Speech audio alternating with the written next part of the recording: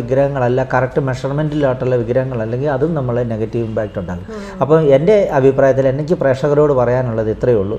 നിങ്ങൾ എന്ത് കാര്യങ്ങൾ ചെയ്താലും നമുക്ക് പ്രോപ്പറായിട്ട് ചെയ്യാവുന്നതേ ചെയ്യാവുള്ളൂ. അതുപോലെ തന്നെ അതിനെ മെയിൻറ്റെയിൻ ചെയ്യാവുന്ന കാര്യങ്ങളെ നമ്മൾ ചെയ്യാവുള്ളൂ. ആവശ്യമില്ലാതെ കണ്ടമാനം നമ്മൾ ഓവറായിട്ട് ഒരു കാര്യങ്ങളും നമ്മൾ ചെയ്തു കൂട്ടരുത്. ഇപ്പോൾ നമുക്ക്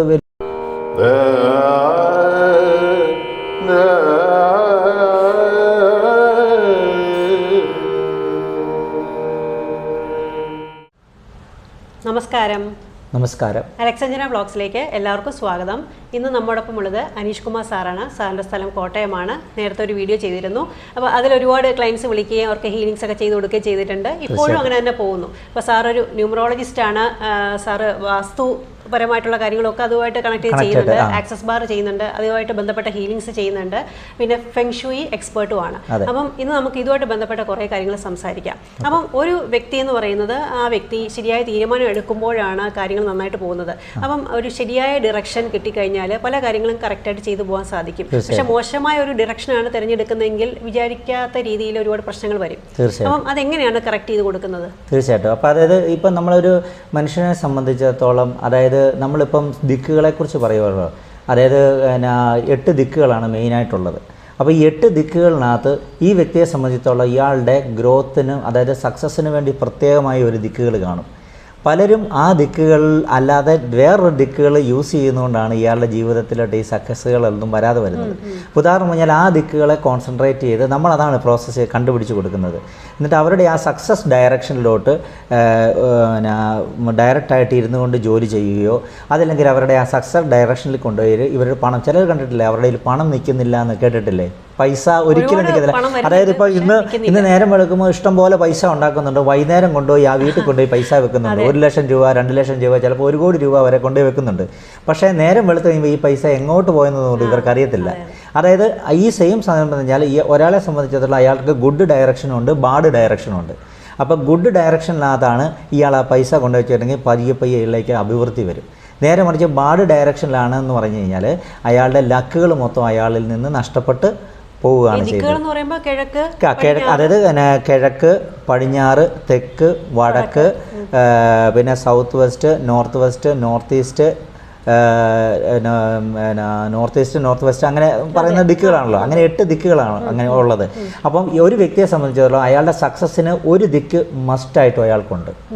ആ ദിക്കിൽ അയാളുടെ ബിസിനസ്സിൻ്റെ അയാളുടെ ഇപ്പോൾ ഉദാഹരണം പറഞ്ഞാൽ അയാളുടെ ഒരു പേഴ്സ് ആയിക്കോട്ടെ, അയാളുടെ ബിസിനസ് ഡയറക്ഷൻ ആയിക്കോട്ടെ, അയാൾ ഇരിക്കുന്ന പൊസിഷൻ ആയിക്കോട്ടെ, അയാൾ ആ ഡയറക്ഷനിലായിട്ട് കറക്റ്റ് ഫോക്കസ് ചെയ്തിരുന്നു കഴിഞ്ഞാൽ അയാളിലേക്ക് അബാണ്ടൻസ്, അതായത് ഈ പ്രകൃതി മൊത്തം ഒരു ഊർജ്ജത്താലാണ് നിയന്ത്രിക്കുന്നത്. ഇപ്പോൾ നമ്മൾ സംസാരിക്കുന്ന ഒരു ഊർജ്ജമാണ്, ഈ ആകാശം മൊത്തം ഒരു ഊർജ്ജത്താലാണ് നിൽക്കുന്നത്, എല്ലാം ഒരു ഊർജ്ജമാണ്.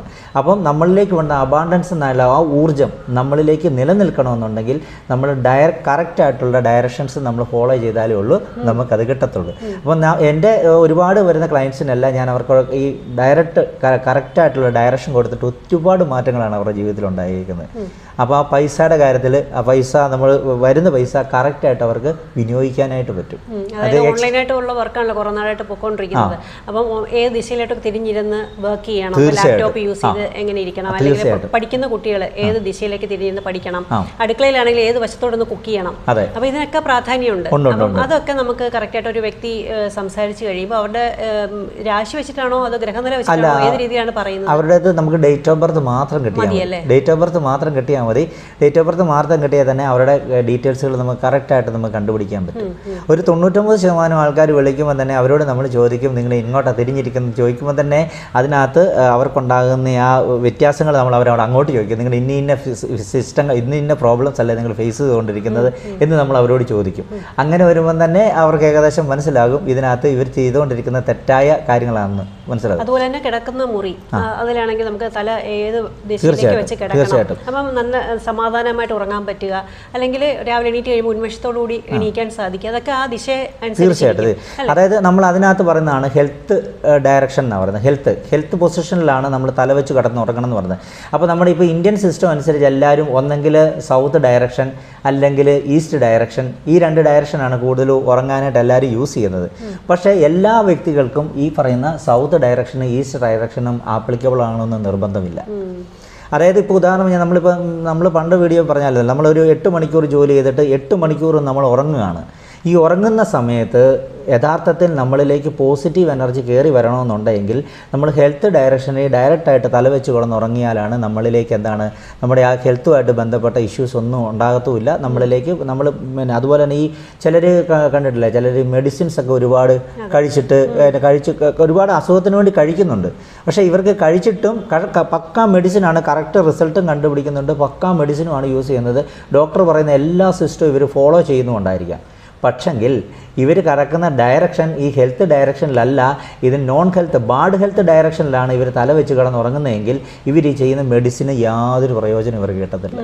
അപ്പോൾ ആ മെഡിസിൻ ചെയ്യുന്ന കൂട്ടത്തിൽ തന്നെ ഇവരുടെ ആ ഹെൽത്ത് ഡയറക്ഷനിലൂടെ ഇവർ ഡയറക്റ്റായിട്ട് കിടന്നുറങ്ങുകയാണെങ്കിൽ ഇവരുടെ ജീവിതത്തിനകത്ത് ഇവരുടെ ആ ഹെൽത്തുമായിട്ട് ബന്ധപ്പെട്ട ഇഷ്യൂസ് എല്ലാം മാറും. അങ്ങനെ ഒരുപാട് ക്ലയൻസിന് ഞാൻ മാറ്റി കൊടുത്തിട്ടുണ്ട്. ഇത് പറയുമ്പോൾ ഹസ്ബൻഡ് വൈഫ് രണ്ടുപേരുടെയും ഡേറ്റ് ഓഫ് ബർത്ത് വെച്ച് രണ്ടുപേർക്ക് 2 രീതി ആയിരിക്കുമല്ലോ.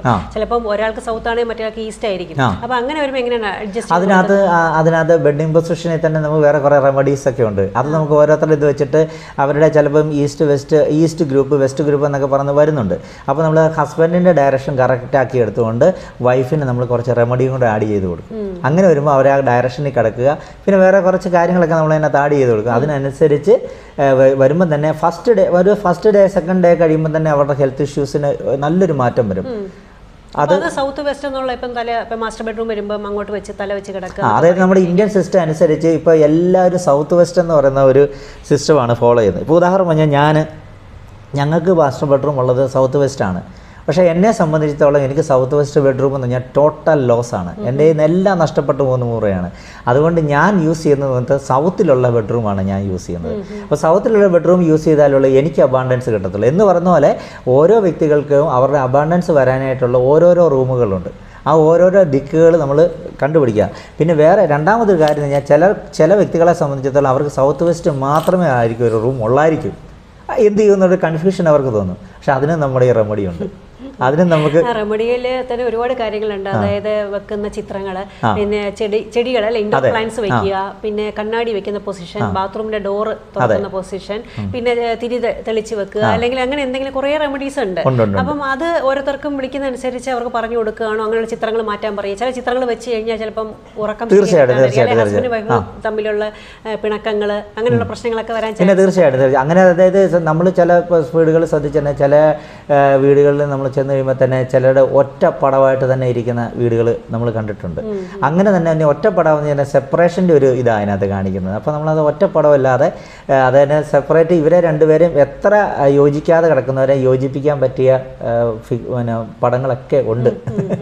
അതൊക്കെ നമ്മൾ ഓരോരുത്തരുടെ ഇതിനനുസരിച്ച് നമ്മളത് പറഞ്ഞു കൊടുക്കും. നല്ല പടമാണെങ്കിലും അത് മാറ്റുന്നതായിരിക്കും നല്ലത്. പ്രശ്നമുള്ളതാണെങ്കിൽ അത് മൃഗങ്ങളാണെങ്കിൽ ഇപ്പോൾ കുതിരയാണെങ്കിലും ആനയാണെങ്കിലും അപ്പോൾ അതിന് ആ ചിത്രങ്ങൾക്കൊക്കെ പ്രാധാന്യം തീർച്ചയായിട്ടും. അതുപോലെ തന്നെ നമ്മളെ സംബന്ധിച്ചുള്ള നമുക്ക് ചില മാസീവ് എനർജികൾ, നമുക്ക് വേണ്ടാത്ത മാസീവ് എനർജികളുണ്ട്. ഉദാഹരണം ഞാൻ ലയൺ പോലെയുള്ള മൃഗങ്ങൾ എന്ന് പറഞ്ഞാൽ അത് മാസീവ് എനർജി. അതായത് അത്രയും വലിയൊരു ആനയെ വരെ കൊന്നു തിന്നാനുള്ള കപ്പാസിറ്റി ഉള്ളതാണ് ഈ സിംഹം എന്ന് പറയുന്നത്.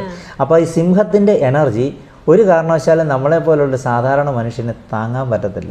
ശ്രദ്ധിച്ചിട്ടുണ്ടോ? അല്ലെങ്കിൽ നമ്മൾ പണ്ട് കാലത്ത് ഈ വലിയ സിംഹത്തിൻ്റെ വിഗ്രഹമൊക്കെ വെച്ച് ഗേറ്റിൻ്റെ മുന്നിൽ വെച്ചിട്ടുള്ള വീടുകൾ നിങ്ങൾ ശ്രദ്ധിച്ചിട്ടുണ്ടോ?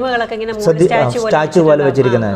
ആ വീടുകളെല്ലാം കാലക്രമേണ നശിച്ചിട്ടേ ഉള്ളൂ, നശിച്ചു പോയിട്ടേ ഉള്ളൂ. നശിച്ചു തന്നെ വേറെ കൊണ്ടുമല്ല, ഇവർക്ക് ഈ മാസീവ് എനർജിയെ താങ്ങാൻ പറ്റത്തില്ല. അതെച്ചാൽ ഈ സിംഹം എന്ന് പറഞ്ഞാൽ എനർജീനെ മൊത്തം പ്രകൃതിയുടെ എനർജീനെ എടുത്ത് ഈ വീട്ടിലോട്ട് വന്ന് ഈ വീട്ടുകാർക്ക് അതിനെ നമുക്ക് താങ്ങാൻ പറ്റാതെ വരും. അതാണ് മെയിനായിട്ടുള്ള കാര്യം. അത് പരിചയം വാളും തൂക്കിട്ടാൽ തന്നെ ആ വീട്ടിൽ അലമ്പുണ്ടാവും എന്നുള്ള കാര്യം ഷുവർ ഷോട്ടാണ്. പ്രത്യേകിച്ച് നമുക്ക് പലയിടത്തും പോകുമ്പോൾ ഗിഫ്റ്റായിട്ടൊക്കെ കിട്ടുന്നത് ഇങ്ങനത്തുള്ള സംഭവങ്ങളായിരിക്കും. പക്ഷേ ആ ഗിഫ്റ്റാണ് നമ്മൾ സൂക്ഷിച്ച് വെക്കാൻ ശ്രമിക്കും. പക്ഷെ ഇങ്ങനെയുള്ള കുഴപ്പങ്ങളുണ്ടെന്നുള്ളത് പിന്നെ ആയിരിക്കും ഓർക്കുക. അപ്പോൾ ഇതുപോലെ ഞാൻ ഒരുപാട് ചിത്രങ്ങൾ പലതും ഇതുപോലെ സങ്കടപ്പെടുന്ന ചിത്രങ്ങൾ അല്ലെങ്കിൽ ഒറ്റപ്പെട്ടിരിക്കുന്നത് അങ്ങനെയുള്ളതൊക്കെ കണ്ടിട്ടുണ്ട്. അപ്പം അതൊക്കെ മാറ്റി എവിടെയെങ്കിലും സൂക്ഷിച്ച് വെക്കുന്നതായിരിക്കും നല്ലത്. അല്ലെങ്കിൽ ആർക്കെങ്കിലും കൊടുക്കുന്നോ അല്ലെങ്കിൽ അങ്ങനെ ചെയ്യാം. അങ്ങനെ ചെയ്യാം. അത് നമ്മൾ ആർക്കും കൊടുക്കൊന്നും വേണ്ട. അത് നമ്മൾ ജലത്തിലെങ്ങാനും ഒഴുക്കി കളയുക. നമ്മൾ വേറൊരാൾക്ക് കൊടുക്കുമ്പോൾ പിന്നെ അയാൾക്ക് വേറൊരിതാവും. അപ്പോൾ അതുകൊണ്ട് നമ്മളത് എന്ത് ചെയ്യണം, നമുക്ക് അങ്ങനെ കിട്ടുന്ന പിന്നെ പടങ്ങളെല്ലാം നമ്മൾ ജലത്തിൽ ഒഴുക്കി കളയുക. എന്നും പറഞ്ഞുകൊണ്ട് എല്ലാ പടങ്ങളും അല്ല, ഈ കണ്ണുനീര് വരുന്ന പടങ്ങൾ, അതുപോലെ തന്നെ നമ്മൾ കിളികൾ തമ്മിൽ വഴക്ക് പിടിക്കുന്ന പടങ്ങൾ, അതുപോലെ തന്നെ പരിച, അങ്ങനെയുള്ള സാധനങ്ങളൊക്കെ നമ്മൾ ഒഴിവാക്കണം. പക്ഷേ അൾട്ടിമേറ്റ്ലി എന്ന് പറഞ്ഞു കഴിഞ്ഞാൽ ഇതിനകത്തെല്ലാം പ്രധാനം എന്ന് പറഞ്ഞാൽ ഒരു മനുഷ്യൻ്റെ മനസ്സാണ് പ്രധാനം.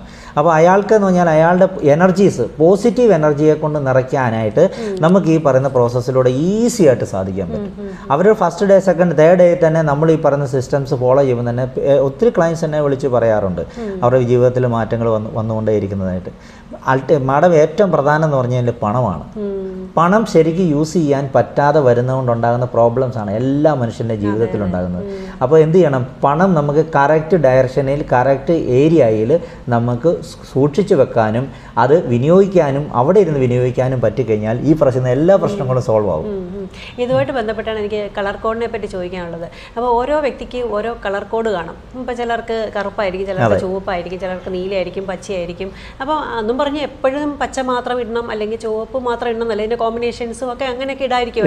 അപ്പോൾ അതെങ്ങനെയാണത് ആൾക്കാർക്ക് പറഞ്ഞു കൊടുക്കുന്നത്? അത് നമ്മൾ പറഞ്ഞു കൊടുക്കുന്നത്, ഉദാഹരണം പറഞ്ഞാൽ ഇപ്പം എന്നെ ബിസിനസ്സുകാർ, അപ്പോൾ ഇതുപോലെ സ്ഥിരം സോഷ്യലുമായിട്ട് എപ്പോഴും കോൺടാക്ട് ചെയ്യുന്ന വ്യക്തികൾ, അങ്ങനെയുള്ളവരെയൊക്കെ സംബന്ധിച്ചിടത്തോളം അവർക്ക് എപ്പോഴും അവരുടെ പ്രോമിനൻറ്റ് കളറായിട്ടുള്ള കളർ യൂസ് ചെയ്യുന്നതാണ് എപ്പോഴും നല്ലത്. അതായത് നമ്മൾ ഈ പ്രോമിനൻറ്റ് കളർ യൂസ് ചെയ്യുമ്പോൾ തന്നെ ഇതിനകത്തൊരു നെഗറ്റീവ് കളേഴ്സും ഉണ്ട്. ഇയാൾക്ക് യൂസ് ചെയ്യാൻ പറ്റുകയില്ലാത്ത കളർ. അപ്പോൾ എന്ത് ചെയ്യണം, അയാൾ ആ കളർ ഒരു കാരണവശാലും യൂസ് ചെയ്യരുത്. ഇപ്പോൾ നമ്മളിപ്പോൾ ഉദാഹരണം പറഞ്ഞാൽ ഇപ്പം ഈ സാമ്പത്തിക പ്രശ്നങ്ങളും മാനസിക സംഘർഷങ്ങളും എല്ലാം ആയിക്കൊണ്ടിരിക്കുന്ന ഓരോ വ്യക്തികളുടെയും കാര്യങ്ങൾ എടുത്തു നോക്കിക്കഴിഞ്ഞാൽ 99% ആൾക്കാരും അവർക്ക് വേണ്ടാത്ത അൺലക്കായിട്ടുള്ള കളറായിരിക്കും അവർ യൂസ് ചെയ്യുന്നത്. അത് അപ്പോൾ എന്ത് ചെയ്യും, നെഗറ്റീവ് എനർജി വീണ്ടും ഇവരിലേക്ക് അട്രാക്റ്റ് ചെയ്തുകൊണ്ടേയിരിക്കും. അപ്പോൾ വെച്ചാൽ ഇവരുടെ ചിന്തകൾ, ഇവരുടെ പ്രവർത്തികൾ എല്ലാം മറ്റൊരു രീതിയിലേക്ക് മാറും. അപ്പോൾ ആർക്കും നമ്മളെ ഇഷ്ടപ്പെടാഴികയും വരും. ഈ കളർ കോഡ് എന്ന് പറയുമ്പോൾ ഡ്രസ്സ് മാത്രമല്ല, ഇപ്പോൾ ബാഗ്സ് ആവാം, അത് നമ്മൾ യൂസ് ചെയ്യുന്ന വാച്ചിൻ്റെ സ്ട്രാപ്പ് ആവാം. പക്ഷേ ഏറ്റവും കൂടുതൽ എന്ന് പറഞ്ഞാൽ നമ്മുടെ സ്കിന്നുമായിട്ട് ടച്ച് ചെയ്യുന്നതിനാണ് പ്രാധാന്യം. അപ്പോൾ നമ്മുടെ സ്കിന്നെന്ന് പറഞ്ഞാൽ നമ്മുടെ ഈ ഈവൻ നമ്മൾ പറഞ്ഞാൽ നമ്മുടെ അണ്ടർസ്കേർട്ട് ഉൾപ്പെടെയുള്ള ഡ്രസ്സുകൾക്കകത്ത് നമ്മൾ വളരെ വിജിലൻ്റ് ആയിട്ടിരുന്നാൽ മതി.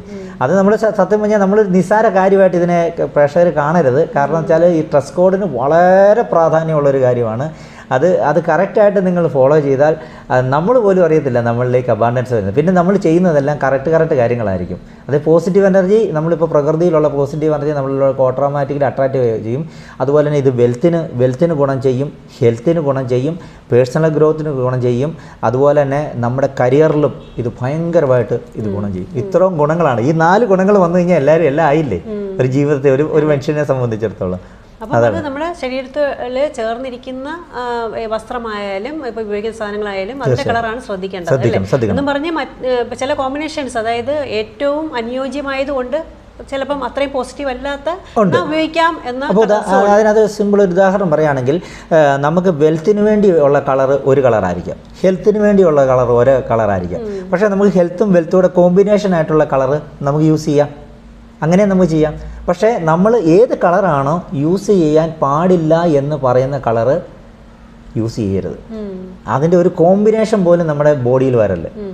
അത് വരുമ്പോഴത്തേനും വീണ്ടും നമ്മൾ നെഗറ്റീവ് എനർജീനെ അട്രാക്റ്റ് ചെയ്യുന്ന പോലെ. അത് നമ്മൾ അവോയ്ഡ് കളർ എന്ന് പറഞ്ഞുകൊണ്ട് പ്രത്യേകം നമ്മൾ പറയും, ഇന്ന കളർ നിങ്ങൾ മീൻ ഉപയോഗിക്കാനേ പാടില്ല എന്ന് പറഞ്ഞാൽ അവർ ആ കളർ ഉപയോഗിക്കും. ഇത് ഇത്തരം കാര്യങ്ങൾ അറിയാമെങ്കിൽ അതൊന്നും നമ്മൾ എഴുതി വെക്കുകയോ ഓർത്ത് വെക്കുകയോ കറക്റ്റായിട്ട് ചെയ്ത് പോരുക എന്നുള്ളതാണ്. അല്ല, നമ്മളത് കസ്റ്റമേഴ്സിന് നമ്മളത് എഴുതി വാട്സപ്പ് ഇട്ട് കൊടുക്കും. അതിന് ഈ ഡീറ്റെയിൽസ് എല്ലാം നമ്മൾ ദശാസന്ധി മാറുന്നതനുസരിച്ച് ഒന്നുമല്ല, ഇത് ഒരു മാറ്റമില്ല, ഒന്നുമില്ല. അതായത് ദശാവസന്ധികളും അങ്ങനത്തെ എന്ത് സംഭവങ്ങളും നമ്മളിലേക്ക് വന്നാൽ പോലും നമ്മൾ ഇത് വരുമ്പോഴത്തേനും നമ്മളിലേക്ക് പോസിറ്റീവ് എനർജി വന്നുകൊണ്ടേയിരിക്കും. അല്ലെങ്കിൽ പിന്നെ എന്താ മാഡം, ഇപ്പോൾ ഉദാഹരണം പറഞ്ഞാൽ എത്രയോ വലിയ ബിസിനസ്സുകാരൊക്കെ ഉണ്ടല്ലോ, അവർക്കും ദശാസന്ധികളുണ്ടല്ലോ. അവർക്കെന്താ എപ്പോഴും ഉയർച്ച വരുന്നത്? നമ്മളിപ്പോൾ പലരും പറയത്തില്ലേ, ഇപ്പോൾ ഇത്ര മാസം കൊണ്ട് ഇത്ര മാസം ഇന്ന ദശ ഇങ്ങനെയൊക്കെ നമ്മൾ പറയുന്നു. പക്ഷേ ഇവർക്കും ഈ ദശകളുള്ളതാണല്ലോ. പക്ഷെ അവരുടെ ജീവിതത്തിൽ എന്താ പുരോഗതി ഉണ്ടാകുന്നത്? അവരിങ്ങനത്തെ സിസ്റ്റങ്ങൾ വളരെ ഫോളോ അപ്പ് ചെയ്യും. എക്സ്പേർട്ടുമായിട്ട് എപ്പോഴും അവർ കോൺടാക്ട് ചെയ്തുകൊണ്ടേയിരിക്കും. അതാണ് അവരുടെ ജീവിതത്തിൽ സക്സസ് ഉണ്ടാകുന്നത്. നമ്മൾ പക്ഷേ നമ്മളിത് ഫോളോ ചെയ്യുന്നില്ല. അതുപോലെ ആർക്കും അറിയത്തില്ല. സത്യം പറഞ്ഞാൽ ഈ കളർ കോഡിൻ്റെ സിസ്റ്റം എന്ന് പറഞ്ഞാൽ അത് ഭയങ്കരമായിട്ട് ഒരു മനുഷ്യൻ്റെ ജീവിതത്തിൽ ഇമ്പാക്റ്റ് ഉണ്ടാക്കും. പക്ഷെ അത് ആർക്കും അറിയത്തില്ല. അതുപോലെ തന്നെയാണ് ഈ ജോലിയുടെ കാര്യവും. ഓരോരുത്തർക്കും ഓരോ പ്രത്യേക താല്പര്യം കാണും. എനിക്കിപ്പോൾ ഇന്നതാവണം, അല്ലെങ്കിൽ ഇപ്പോൾ ഒരു ഇഷ്ടമില്ലാത്തൊരു ജോലി ചെയ്തുകൊണ്ടിരിക്കുന്നു, പക്ഷേ എനിക്ക് എൻ്റെ ആഗ്രഹം മറ്റൊരു ജോലി ചെയ്യാനാണ്. അപ്പോൾ അതിലേക്കുള്ള മാറ്റം വരാനും ഒക്കെ എന്തൊക്കെ കാര്യങ്ങളാണ് പറഞ്ഞു കൊടുക്കുക? അപ്പോൾ നമുക്ക് നമ്മൾ ഈ പറയുന്ന ഡേറ്റ് ഓഫ് ബർത്ത് കിട്ടിക്കഴിയുമ്പോൾ തന്നെ ഇയാൾ ഉപയോഗിക്കേണ്ട ഫസ്റ്റിൽ ഇയാളുടെ ഗുഡ് ഡയറക്ഷൻ, അതുപോലെ തന്നെ ഇയാളുടെ ഹെൽത്ത് ഡയറക്ഷൻ, ഈ പറയുന്ന എല്ലാ കാര്യങ്ങളും പറയുന്ന പോലെ തന്നെ ഇവരോട് അടുത്ത നെക്സ്റ്റ് സ്റ്റെപ്പ് എന്ന് പറഞ്ഞാൽ ഇവരുടെ പേഴ്സണൽ ഗ്രോത്തും അതുപോലെ തന്നെ ഇവരുടെ കരിയർ ഗ്രോത്തിനും ആവശ്യമായി എന്തൊക്കെ ജോലികൾ ഇവർക്ക് ചെയ്യാമെന്ന് പറയും. ഇതിനകത്ത് ഏറ്റവും വലിയ രസം എന്നാണെന്നറിയോ മാഡം, ഞാൻ എന്നെ കൺസൾട്ട് ചെയ്ത ഒരു 99% കസ്റ്റമേഴ്സിൻ്റെയും ഏറ്റവും വലിയതെന്ന് പറഞ്ഞാൽ ഞാൻ ഈ കാര്യങ്ങളൊന്നും ഇവരോട് പറയത്തില്ല. ഞാൻ എഴുതി വെച്ചിട്ട് വെക്കും, നിങ്ങൾക്ക് എന്താ ആഗ്രഹം, നിങ്ങൾക്ക് എന്താ ആഗ്രഹം, നിങ്ങൾക്ക് എന്താ ആഗ്രഹം എന്ന് ചോദിക്കും. ഇതെല്ലാം കഴിയുമ്പോൾ ഇവർ തന്നെ നമ്മളോട് പറയും ഇതാണ് എൻ്റെ ആഗ്രഹം എന്ന് പറയുമ്പോൾ ഞാൻ തിരിച്ച് കാണിക്കും ഇവരെ. കാരണം വെച്ചാൽ അന്നേരം തന്നെ അവർക്ക് മനസ്സിലാവും യഥാർത്ഥത്തിൽ അവരുടെ കഴിവ് ഇന്ന ജോലിയാണ് അവർക്ക് ഏറ്റവും സാറ്റിസ്ഫൈഡ് ആയിട്ടുള്ള ജോലി. പക്ഷെ ആ സാറ്റിസ്ഫൈഡ് ആയിട്ടുള്ള ജോലി ഇവരുടെ ഉള്ളിൽ കിടന്നാലും ഇവർ വേറെ പണിക്ക് പോകും, എന്നിട്ട് ഇവരെ ഒന്നിനും സക്സസ് ആവത്തില്ല. പക്ഷേ നമ്മൾ യഥാർത്ഥത്തിൽ അവർക്ക് നമ്മളത് പറഞ്ഞു കൊടുക്കും. ഒരു ഏറ്റവും കുറഞ്ഞൊരു 4-5 ജോബുകൾ അതിനകത്ത് കാണും. പക്ഷേ 4-5 ജോബിൽ ഒരെണ്ണം അവർ മാസ്റ്ററായിരിക്കും, അവർ സ്പെഷ്യലിസ്റ്റും ആയിരിക്കും. അതിൽ അവർ പോലും അറിയാതെ അവർ സ്പെഷ്യലിസ്റ്റ് ആവും. അതാണ് ഇതിന് ഏറ്റവും വലിയ ഗുണം. പിന്നെ ഈ പറയുന്നത് തിരിച്ചറിഞ്ഞാൽ ഇപ്പം താമസിച്ചു പോയി ഇനി എന്നെ കൊണ്ട് സാധിക്കില്ലല്ലോ ചിന്തിക്കാതെ പോസിറ്റീവായിട്ട് ചിന്തിച്ച് ഏത് പ്രായമാണെങ്കിലും അത് മുന്നോട്ടെടുത്ത് പോകുക. തീർച്ചയായിട്ടും അതിനകത്ത് നമ്മൾ വീഡിയോസ് തന്നെ കണ്ടു നോക്കട്ടെ. 55 വയസ്സും 45 വയസ്സും 65 വയസ്സും കഴിഞ്ഞിട്ട് മില്യണിയറും ട്രില്യണിയറും ആയവരൊക്കെ വന്നേക്കുന്നത് എന്താണ്? അവരിതെല്ലാം ചെയ്ത് ലോസ്റ്റായി എല്ലാം നഷ്ടപ്പെട്ടതിന് ശേഷം അവർ നല്ലൊരു ഗ്രോത്തിലോട്ട് എത്തത്തില്ലേ? അതിനകത്ത് പ്രായമോ ഇതൊന്നും പ്രശ്നമല്ല. നമ്മുടെ ഹെൽത്ത് ഹെൽത്തിലൂടെ മാത്രമേ നമുക്ക് വെൽത്തിലൂടെ എത്താൻ പറ്റത്തുള്ളൂ. അപ്പോൾ നമ്മൾ ഹെൽത്ത് പൊസിഷൻസ് നമ്മൾ കറക്റ്റാക്കി കൊടുക്കുന്നു. അതുപോലെ തന്നെ ഹെൽത്ത് പൊസിഷൻ കറക്റ്റാക്കി വെൽത്ത് വെക്കേണ്ട കറക്റ്റ് സ്ഥലം ഏതാണെന്ന് നമ്മളത് പറഞ്ഞ് മനസ്സിലാക്കി കൊടുക്കുമ്പം അവരുടെ വെൽത്തും ക്ലിയർ ആവും. പതിയെ ഗ്രാജുവലായിട്ട് അവരുടെ ജീവിതത്തിലേക്ക് സക്സസ് കയറി വരും. അതാണ് ഇതിനകത്ത്. അതുപോലെ തന്നെ വീട്ടിൽ അടിക്കുന്ന പെയിന്റ് ഉണ്ടല്ലോ, ഓരോ റൂമിന് അടിക്കുന്നത് അല്ലെങ്കിൽ വീടിന് അടിക്കുന്ന പെയിന്റ്, പിന്നെ വാഹനത്തിന്റെ നിറം, ഇതുമൊക്കെ ഇതുപോലെ തന്നെയാണോ? പക്ഷേ അത് അത്രയും നമ്മൾ ഡെപ്തിലോട്ടൊന്നും പോകണ്ട മാഡം. എന്നാണെന്നറിയോ, ഇത് ഇങ്ങനെ വരുമ്പോഴത്തേനും ഈ വീടിൻ്റെ കളർ പെയിൻ്റൊക്കെ പറഞ്ഞാൽ വർഷം ഇതിനെല്ലാം ചേഞ്ചസ് വരും. പക്ഷേ നമ്മൾ ഇൻഡിവിജ്വലായിട്ട് വരാൻ പോകുന്ന ഒരു വ്യക്തിക്കുണ്ടാകുന്ന മാറ്റം എന്ന് പറഞ്ഞു കഴിഞ്ഞാൽ ഇത് എക്കാലവും നിലനിൽക്കുന്നതാണ്. അവർ ആ കളർ സിസ്റ്റംസ് കറക്റ്റ് ഫോളോ ചെയ്താൽ മാത്രം മതി. നമ്മൾ കളർ മാറ്റി അടിക്കാൻ ഈ വർഷം നമ്മളൊരു നീല പെയിൻ്റ് അടിച്ച് അടുത്ത വർഷം നമുക്ക് ചുമ പെയിൻ്റ് അടിക്കാൻ ചിലപ്പോൾ സാഹചര്യം പറ്റിയില്ലെന്ന് വരും. പക്ഷെ അത് നെഗറ്റീവ് ഇമ്പാക്റ്റ് ഉണ്ടാക്കും. അപ്പോൾ ഇങ്ങനെയൊന്നും മാറ്റി അടിക്കുന്നതിന് പൊതുവായിട്ടൊരു വെള്ള പെയിൻ്റ് ആണെങ്കിൽ അത് തന്നെ വെള്ള പെയിൻറ്റ് അടിച്ചാൽ നോർമലി വലിയ കുഴപ്പമൊന്നുമില്ല. അല്ലാതെ നമ്മൾ കളർ കോമ്പിനേഷൻസ് ഒക്കെ അടിക്കുമ്പോഴത്തേനും ചില ബെഡ്റൂമുകളിലൊക്കെ കളർ കോമ്പിനേഷൻസ് കണ്ടമാനം ഇപ്പോൾ വരുന്നത് ഞാൻ വളരെ ശ്രദ്ധിച്ചിട്ടുണ്ടത്. പക്ഷേ ആ ബെഡ്റൂമിൽ കിടക്കുന്ന പിള്ളേരൊക്കെ പെട്ടെന്ന് വയലൻ്റ് ആകുന്നൊക്കെ ഉണ്ട്, ദേഷ്യപ്പെടുക. അതുപോലെ തന്നെ ഇതിനകത്ത് വേറൊരു വലിയൊരു കാര്യമുണ്ട്. ഈ വീട്ടിൽ കിടന്ന് ഈ പിള്ളേരൊക്കെ കിടന്ന് അലമ്പുണ്ടാക്കുക വഴക്ക് പിടിക്കുകയൊക്കെ ചെയ്യുന്ന പിള്ളേരുണ്ടല്ലോ, അവർക്കൊക്കെ അവരുടെ റിലേഷൻഷിപ്പ് ഡയറക്ഷനിലോട്ട് നമുക്ക് കറക്റ്റ് കിടക്കാൻ കൊടുത്തു കഴിഞ്ഞാൽ വീട്ടിലെ ഹാർമണി ഭയങ്കര ഇതാവും. അതുപോലെ തന്നെ വേറൊരു വലിയൊരു കാര്യമുണ്ട്. നല്ലൊരു വിവാഹബന്ധം ആഗ്രഹിക്കുന്ന ഒരു പെൺകുട്ടി ആയിക്കോട്ടെ ഒരു ആൺകുട്ടി ആയിക്കോട്ടെ, അവരുടെ റിലേഷൻഷിപ്പ് ഡയറക്ഷനിലോട്ട് ഇവർ കറക്റ്റ് തല വെച്ച് കിടന്നു കഴിഞ്ഞാൽ അവർക്ക് അവരാഗ്രഹിച്ച നല്ലൊരു റിലേഷൻസും അവർക്ക് കിട്ടും. അത് ഉറപ്പാണ്. കാരണം എൻ്റെ ക്ലയൻസ് ഒരുപാട് പേരുടെ ജീവിതത്തിൽ അങ്ങനെ സംഭവിച്ചിട്ടുള്ളതാണ്. നിലവിൽ ഇപ്പോഴും സംഭവിച്ചുകൊണ്ടിരിക്കുന്നതാണ്. അത് കറക്റ്റ് വെച്ചാൽ നമുക്ക് ജീവിതം എന്ന് പറയുന്നത് ഒന്നേ അല്ലേ ഉള്ളൂ. അപ്പോൾ നല്ല റിലേഷൻസ് കിട്ടണമെങ്കിൽ നല്ല റിലേഷൻഷിപ്പ് ഡയറക്ഷനിൽ കിടക്കുമ്പോഴത്തേനും ഇവർക്ക് ഓട്ടോമാറ്റിക്കലി നല്ലൊരു വിവാഹബന്ധത്തിലേക്ക് അവർക്ക് എത്താൻ പറ്റും. അങ്ങനെയുണ്ട്. നമ്മൾ കുറച്ച് കാര്യങ്ങൾ സംസാരിച്ചു പോയി.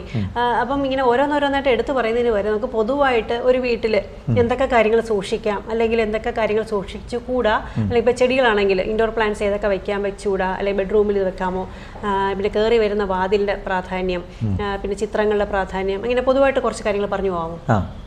ശരി.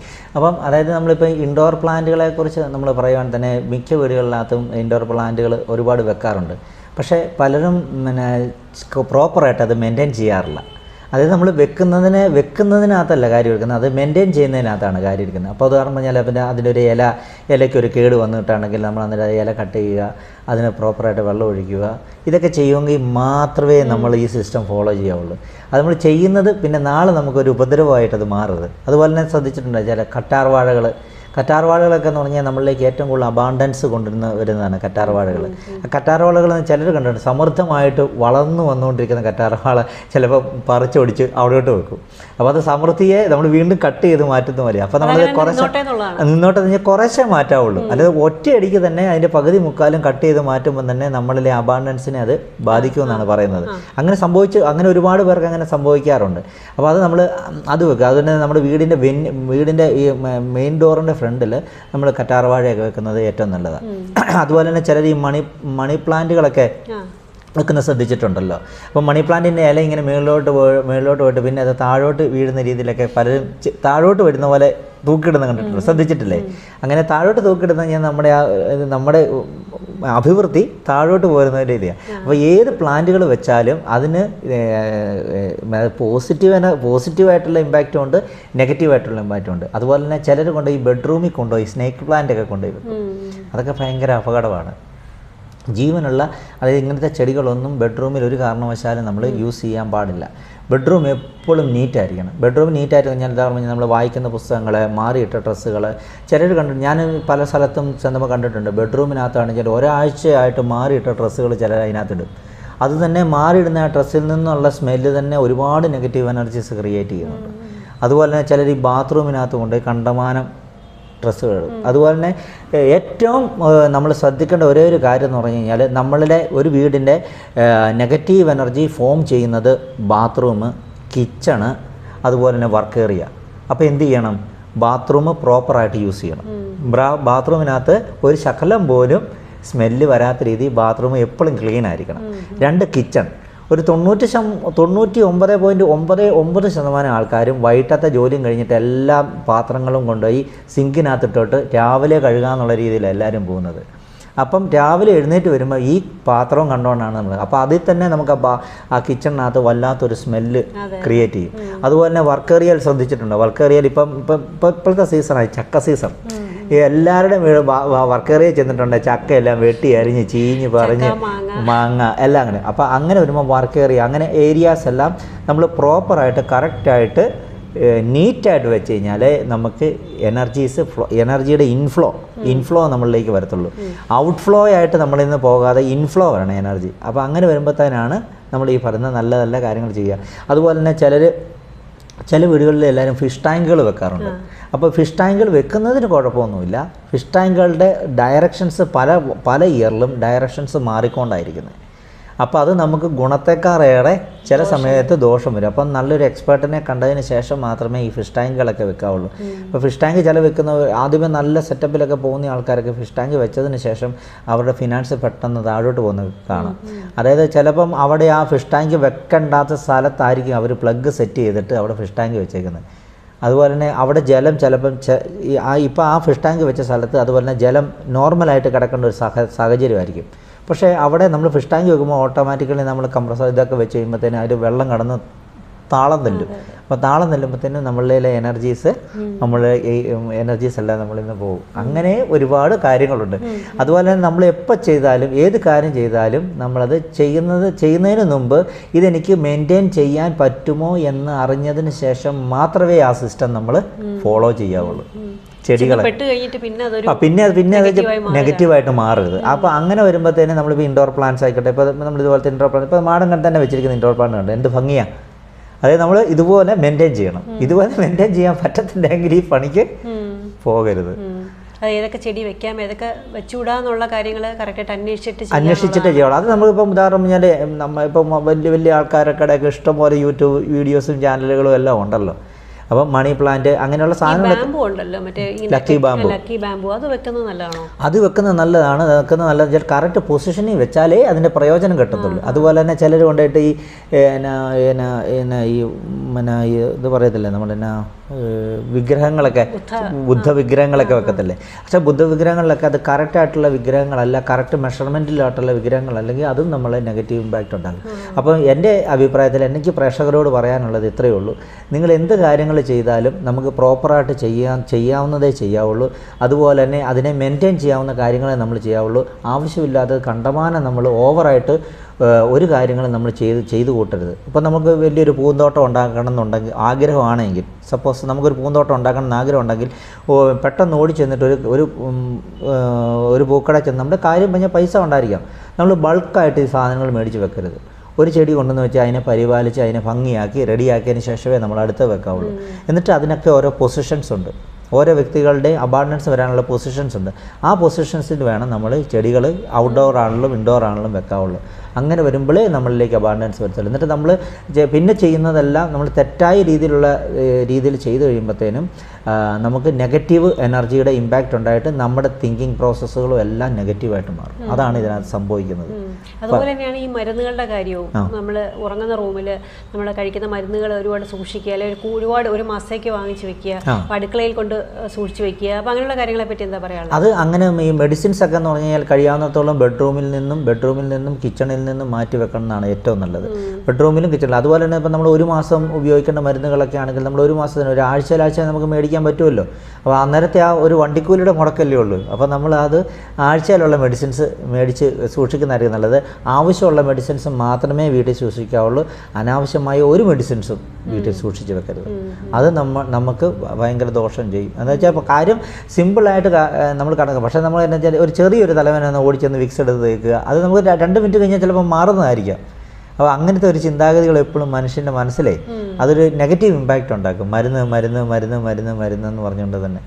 അപ്പോൾ നമ്മൾ യഥാർത്ഥത്തിൽ ഞാൻ ആദ്യം പറഞ്ഞ പോയിന്റിൽ തന്നെ ഉറച്ചു പറയുകയാണ്, നമ്മൾ ഈ ഹെൽത്ത് ഇഷ്യൂസും ഒക്കെ വരുന്നതിന് നമ്മൾ ഈ പറയുന്ന പോലെ തന്നെയല്ലേ ഹെൽത്തിൻ്റെ പൊസിഷനിലോട്ട് കിടക്കുക. അതിൽ റിലേഷൻഷിപ്പ് ആണെങ്കിൽ നല്ലൊരു ജീവിതബന്ധമാണ് വേണമെങ്കിൽ നമ്മൾ റിലേഷൻഷിപ്പ് പൊസിഷനിലോട്ട് കിടക്കുക. നമുക്ക് പണം എക്കാലവും നമുക്ക് നിലനിൽക്കണമെന്നുണ്ടെങ്കിൽ നമ്മുടെ സക്സസ് ഡയറക്ഷനെ ഗ്രോത്ത് ഡയറക്ഷനോട്ട് ഇടുക. അതുപോലെ തന്നെ എനിക്ക് ഈ കഴിഞ്ഞ ഇടയ്ക്ക് ഒരു യോഗയുടെ ടീച്ചർ വന്നായിരുന്നു. ഇപ്പോൾ പുള്ളിക്കാരത്തി ഒരുപാട് നേരം മെഡിറ്റേറ്റ് ചെയ്യുന്നുണ്ട്, റിസൾട്ട് കിട്ടുന്നില്ല.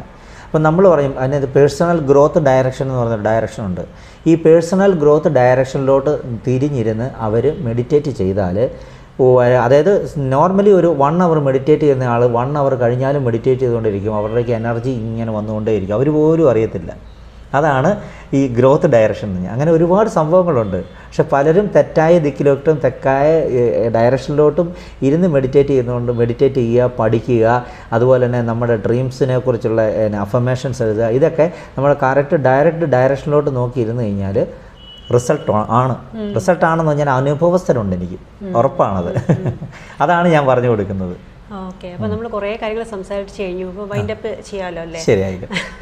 അപ്പം ഇദ്ദേഹം കോട്ടയത്തു നിന്നാണ് എത്തിയിരിക്കുന്നത്. ഹീലിങ്സ് ആവശ്യമുള്ളവർ, പ്രത്യേകിച്ച് ആക്സസ് ബാർ സംബന്ധിച്ച ഹീലിംഗ്, അപ്പം അത് ആവശ്യമുള്ളവർ, ന്യൂമറോളജി പ്രകാരമായിട്ടുള്ള കാര്യങ്ങൾ, ഫെങ്ഷുയി സംബന്ധമായ കാര്യങ്ങൾ, അപ്പം അത്തരം കൺസൾട്ടേഷന് ആവശ്യമുള്ളവർ തീർച്ചയായിട്ടും മനീഷ് സാറിനെ വിളിക്കുക. ഇദ്ദേഹം എപ്പോഴും അവൈലബിൾ ആണ് അല്ലേ? അങ്ങനെ സമയം അങ്ങനെ അത് നമുക്ക് ഇപ്പോൾ പറയുന്ന ഈ പ്രോസസ്സിൽ നമ്മൾ ഓൺലൈനായിട്ട് സർവീസ് നമ്മൾ കൊടുക്കുന്നു. ഓൺലൈനായിട്ട് നമുക്ക് ചെയ്യാൻ പറ്റും. ഓൺലൈനായിട്ട് ഡേറ്റ് ഓഫ് ബർത്തും കാര്യങ്ങളും അറിഞ്ഞു കഴിഞ്ഞാൽ എൻ്റെ നമ്പറിലേക്ക് വാട്സപ്പ് ഇട്ടാൽ മതി. എന്നിട്ട് നമുക്ക് അതിനനുസരിച്ച് ബാക്കി കാര്യങ്ങൾ നമുക്ക് സംസാരിക്കാം. അത് ഈ പ്രോസസ്സ് ആക്സസ് ബാർ മാത്രമേ ഉള്ളൂ. നമ്മൾ ഡയറക്റ്റ് വരണം. ബാക്കി ഇതൊക്കെ നമുക്ക് ഓൺലൈനായിട്ട് പറഞ്ഞു കൊടുക്കാൻ പറ്റും. ഓക്കെ, അപ്പം കൺസൾട്ടേഷൻ ആവശ്യമുള്ളവർ ഇദ്ദേഹത്തെ കോൺടാക്ട് ചെയ്യുക. അപ്പോൾ ഇതൊരു വീഡിയോ കണ്ടിരുന്ന എല്ലാ പ്രേക്ഷകർക്കും സ്നേഹത്തോടെ നന്ദി, നമസ്കാരം. നമസ്തേ.